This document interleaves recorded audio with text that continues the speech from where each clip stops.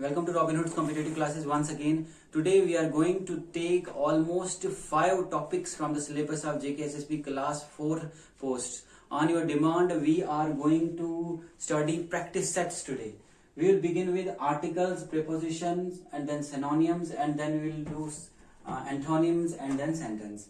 तो it's on your demand, आप ही की डिमांड थी कि आप प्रैक्टिस सेट्स लाएं, तो आज हम प्रैक्टिस सेट्स लाए हैं. और while we will be doing these practice sets, हमें जो हमारा सिलेबस हम पढ़ चुके हैं वो रिकैप भी हो जाएगा. तो हम स्टार्ट करते हैं आर्टिकल्स के साथ. आप देखेंगे जैसे जैसे हम ये सॉल्व करेंगे आपको रिकैप हो जाएगा वेरियस रूल्स एंड जितने भी इसमें आर्टिकल्स, प्रीपोजिशन, सिनोनिम्स, एंटोनिम्स जो भी हमने पहले पढ़ चुके हैं. So let's begin with articles. Articles जैसे मैंने पहले कहा 3 ही है English grammar. There are only 3 articles in English grammar. These are a, an and the. तो अब ये माइंड में रखो 3 ही आर्टिकल्स हैं, तो इनको सॉल्व करने की कोशिश करते हैं. तो मैं थोड़ा पॉज देता हूं, आप सॉल्व करने की कोशिश किए, वीडियो पॉज करके आप उसको सॉल्व करने की कोशिश किए, देखते हैं आपके कितने ठीक होते हैं कि नहीं. तो हम बिगिन करते हैं.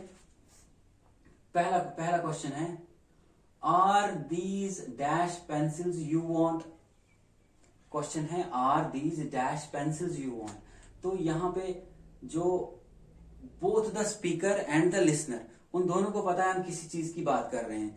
तो वो पेंसिल की बात करें और दोनों को पता है. तो जब ऐसा दोनों स्पीकर और लिसनर को पता हो तब वहां द लगता है. तो इसका राइट आंसर है द.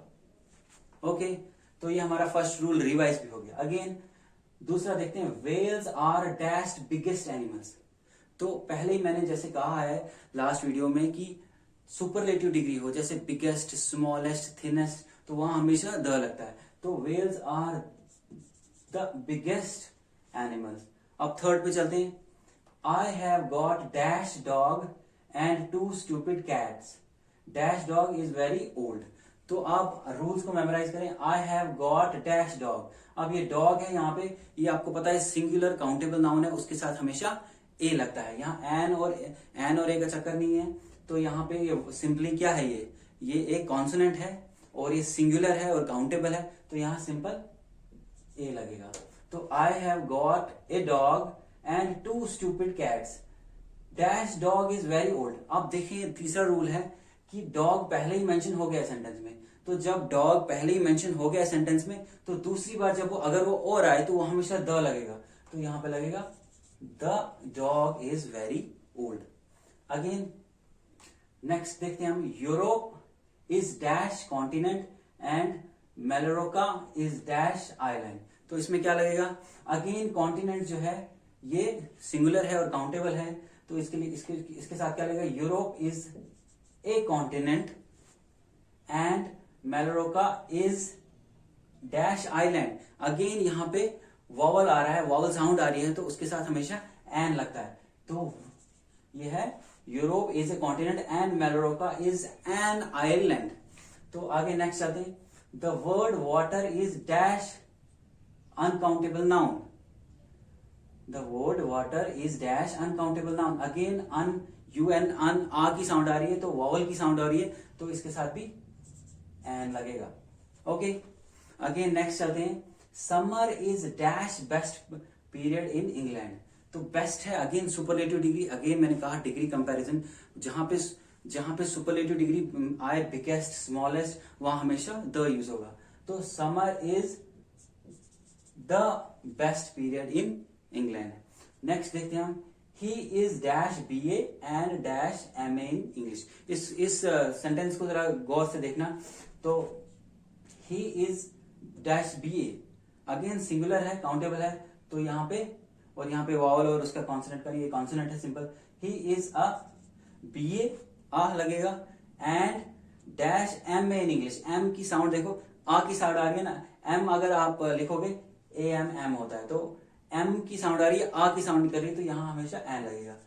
तो he is a BA and an M in English. तो आई होप आपको ये आर्टिकल्स के रूल्स जो हैं क्लियर हो गए होंगे. फर्दर बहुत सारे एग्जांपल्स कर सकते थे. फर्दर रिलीजियस बुक्स के साथ द लगता है, और हिस्टोरिकल मॉन्यूमेंट्स के साथ द लगता है, और हेवनली बॉडीज के साथ द लगता है. ये सब हम रूल्स पढ़ चुके हैं. मैं लिंक डिस्क्रिप्शन में दे दूंगा, आप वो आर्टिकल्स का वीडियो देखें, आपको सारे कंसेप्ट क्लियर हो जाएंगे. नाउ हम मूव करते हैं प्रीपोजिशंस की ओर। प्रीपोजिशंस कितनी है? जैसे प्रीपोजिशन कौन कौन से हैं? पोजीशन बताता है, नाम ही पोजीशन बताता है एक नाउन की दूसरे नाउन के बनिस्बत, तो पोजीशन बताता है। तो हम शुरू करते हैं। पहला, शी लिव्स डैश लंदन। अब आपको पता है लंदन जो है ये एक बड़ी सिटी है, मेट्रोपॉलिटन सिटी है। तो अगर मेट्रोपॉलिटन सिटी हो तो उसके साथ इन लगता है, अगर कोई छोटा टाउन हो उसके साथ एट लगता है। तो यहां पे क्या आएगा? ये बड़ी है तो she lives in London. Okay, तो यहां पे एक रूल क्लियर हो गया। Further, I was born dash in 1988। तो ईयर है तो ईयर को हमेशा लगता है in. I was born in 1988। Okay, अगर डे होता तो डे को लगता I was born on Tuesday. On लगता कब? अगर डे की बात कर रहे हो। तो यहां तो हम ईयर है तो इन लगेगा। Next, his mother died dash cholera. क्या आएगा यहाँ पे? His mother died of cholera. ये यहाँ पे ये प्रीपोजिशनल फ्रेज है, तो ये आपको ये इसके साथ हमेशा ही लगेगा। बीमारी किसे मरा है तो ऑफ कॉलरा। ओके, ये आपको प्रैक्टिस खुद करनी पड़ेगी। बहुत सारी ग्रामर बुक्स है, वहां पे क्लियरली मिलेगा आपको।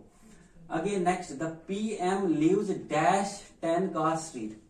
The PM lives dash 10 car street. अब हमें एग्जैक्ट लोकेशन बताई गई है कहां पे, तो जब एग्जैक्ट लोकेशन पता हो आपको तो वहां पे एट लगता है। ओके, जैसे I was waiting for her at the gate of an hospital, तो एट द आएगा।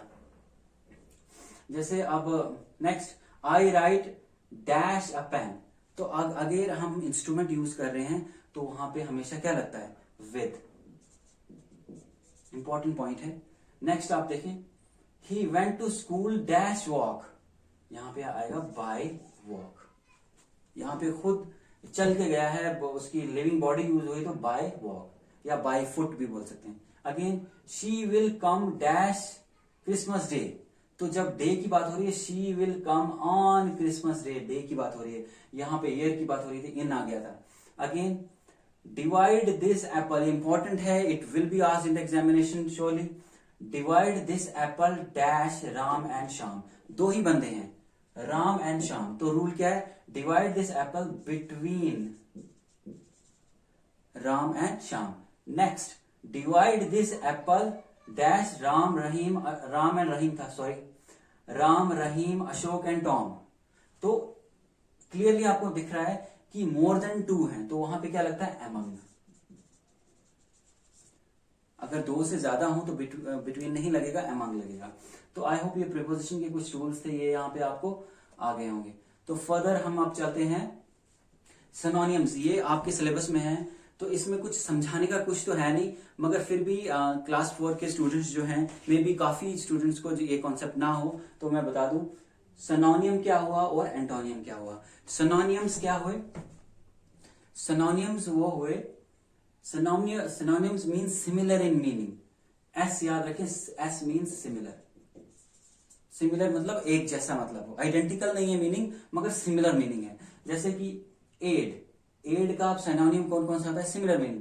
जैसे हेल्प, मदद करना, एड हुआ हेल्प, एंड सपोर्ट, ये इसकी सिनोनिम्स है। वैसे कैंडिड, कैंडिड हुआ, कैंडिड के सिनोनिम्स क्या है? फ्रैंक या आउटस्पोकन। बहुत आउटस्पोकन है, ब्लंट है, ब्लंट भी आ सकता है, BLUNT, ब्लंट, ये भी इसका एक सिनोनिम है, मतलब सिमिलर मीनिंग है। अगेन सिनोनिम का कंसेप्ट आएगा, गैस आपको समझ आ गया होगा। ये पढ़ाने का तो नहीं है, सिर्फ आपको मीनिंग बताने के लिए मैंने यहाँ पे बता दिया। आपको ये you have to memorize from the books, जितने भी इंपॉर्टेंट वर्ड्स हैं उनके सिनोनिम्स आपको आने चाहिए। फर्दर हम चलते हैं एंटोनिम्स की ओर। एंटोनिम्स मतलब उल्टा मीनिंग, उल्टा मीनिंग। जैसे एंटोनियम जैसे पेन, पेन मतलब दर्द है, तो इसका एंटोनियम जो है उसका उलट मीनिंग क्या है? प्लेजर। अगेन प्लेंटी, प्लेंटी मतलब बहुत मिकदार में है, तो इसका एंटोनियम उलट मीनिंग क्या आएगा? स्केर्स मतलब कमी है। Again mourn, MOURN, mourn, mourn means कहीं शोक मनाना, दुख मनाना, तो इसका एंटोनियम क्या आएगा? रिजॉइस, खुशी मनाना। तो एंटोनियम और सिनोनियम का मतलब आपको पता लगा, ये मतलब टोटल उलट है इसका, ये उलट होता है एंटोनियम, और synonym means similar but not identical. Similar वैसे जैसे aid, help, support. I guess आपको ये कंसेप्ट समझ आ गए होंगे। फाइनली हम चलते हैं सेंटेंस की ओर, which we have already discussed in great detail in our previous video. I will provide the link in description. तो हम चलते हैं सेंटेंस। जैसे कि पहला ऑब्जेक्टिव क्या है, which type of sentence must and with A question mark. कौन सा ऐसा एक सेंटेंस है जो क्वेश्चन मार्क पे एंड होता है। तो आपको पता है कौन कौन से सेंटेंस है, इंट्रोगेटिव, इंपेरेटिव, ओके, एक्सक्लेमेटरी। तो यहां पे आपको क्लियरली पता है कि जो इंट्रोगेटिव है वो खत्म होता है क्वेश्चन मार्क पे। तो इस तरह से पूछा जाएगा आपको एग्जाम में। जैसे कि सेकंड देख लेते हैं, a sentence that is used to give someone an order और कमांड। ऐसा सेंटेंस जो जिसमें हमें कमांड या रिक्वेस्ट, नहीं, कमांड, रिक्वेस्ट या ऑर्डर नजर आ रहा हो, तो वो कौन सा सेंटेंस है, वो है इंपेरेटिव सेंटेंस। IMPERATIVE, वो होते हैं imperative sentences. Next, a sentence which expresses strong emotions. ऐसा सेंटेंस जो स्ट्रॉन्ग इमोशन जाहिर करे, वो कौन सा सेंटेंस है, वो आपको पता होना चाहिए। वो हम पढ़ चुके हैं, एक्सक्लेमेटरी। वो हुए एक्सक्लेमेटरी सेंटेंसेस। ओके, जैसे एग्जांपल थी, hurrah, I have won the match. तो ये सब एक्सक्लेमेटरी सेंटेंस है और उनकी निशानी ये है, it is very easy to spot. वहां वो खत्म होते हैं साइन ऑफ एक्सक्लेमेशन पे, और इंट्रोगेटिव सेंटेंस जो होते हैं वो खत्म होते हैं क्वेश्चन मार्क पे। ओके, तो exclamatory sentence sign of exclamation पे खत्म होते हैं, they are very easy to spot. Now fourth है, two sentences joined together by coordinate conjunction is called. दो सेंटेंस जो कि कोऑर्डिनेट कंजंक्शन से जुड़े हों, तो उन सेंटेंस, उस सेंटेंस को क्या बोलते हैं, कोऑर्डिनेटिंग कंजंक्शन कौन सी है। जो मैंने आपको एक्रोनियम, अगर आप पिछला वीडियो देखें, एक्रोनियम बताया था, FANBOYS। तो फैन बॉयज, तो F stands for, A stands for and, N stands for nor, B stands for because, O stands for of, Y stands for yet and S stands for so. कोई भी sentence जो, कोई दो sentence, simple sentence अगर इन word से जुड़े हों, तो उनको हम कौन से सेंटेंस बोलते हैं, उनको बोलते हैं हम कंपाउंड सेंटेंसेस।